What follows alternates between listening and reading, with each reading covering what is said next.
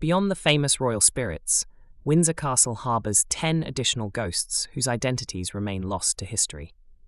These nameless phantoms represent the countless servants, guards, prisoners, and children who lived and died within the castle walls across nearly 1,000 years.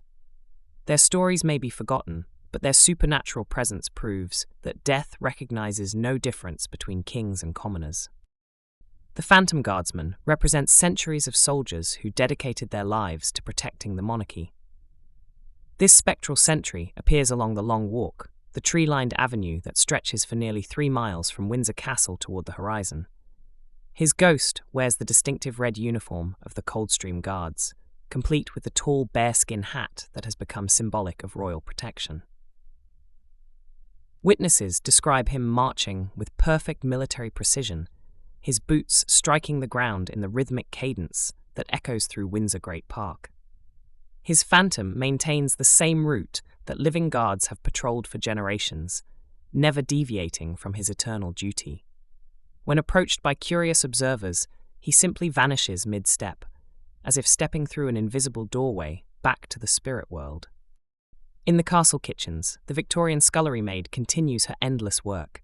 This tragic spirit represents the dozens of young women who spent their entire lives in service to the royal household, scrubbing pots, washing dishes, and maintaining the massive kitchens that fed hundreds of people daily.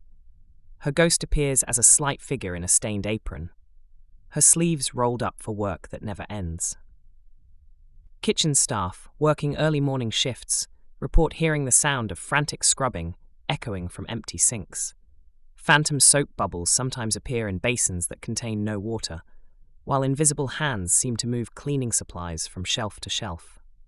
The ghostly maid's weeping can be heard during quiet moments, a sound so heartbreaking that several modern kitchen workers have been moved to tears without understanding why. The Round Tower houses Windsor's most tortured spirit, a medieval prisoner whose chains still rattle in chambers that once served as dungeons. This nameless ghost represents the countless men who were imprisoned, tortured, and executed within the castle's walls during its early centuries as a fortress. His presence brings an atmosphere of such intense despair that sensitive visitors often flee the area in tears. The sound of heavy iron chains dragging across stone floors echoes through the tower's lower levels, especially during winter months when the walls run with condensation like tears. His phantom appears briefly as a hunched figure in rags, his wrists bearing the marks of manacles that held him during his final days. The overwhelming sense of injustice that surrounds his appearances suggests he died for crimes he never committed. 4 Tudor children haunt the castle gardens, their laughter carrying on the wind.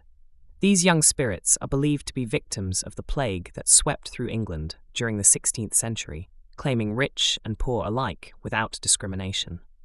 Their ghosts appear dressed in the elaborate clothing of wealthy Tudor youngsters, complete with small ruffs and miniature court dress.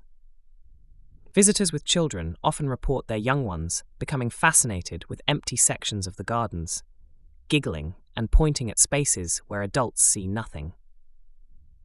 The phantom children seem drawn to the innocent joy of living youngsters, perhaps seeking the playmates that death stole from them centuries ago.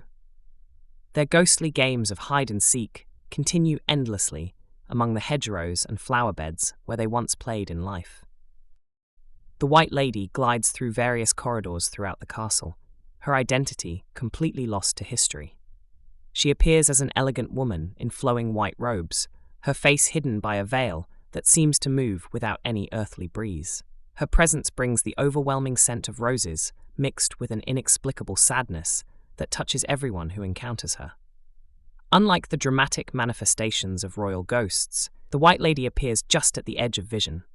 Staff members describe glimpsing her reflection in mirrors and windows, always turning away just as they try to focus on her image.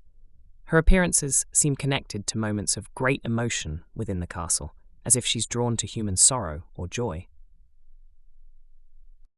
The ghostly butler represents the dedicated household staff who spent their entire lives maintaining Windsor's countless rooms and corridors. His phantom appears in the state apartments, forever tending to duties that death couldn't end. Witnesses describe him bowing politely before vanishing, his ethereal form dressed in the formal attire that marked his position in the household hierarchy. Furniture sometimes moves slightly overnight in rooms where his presence is strongest, always arranged in more aesthetically pleasing configurations.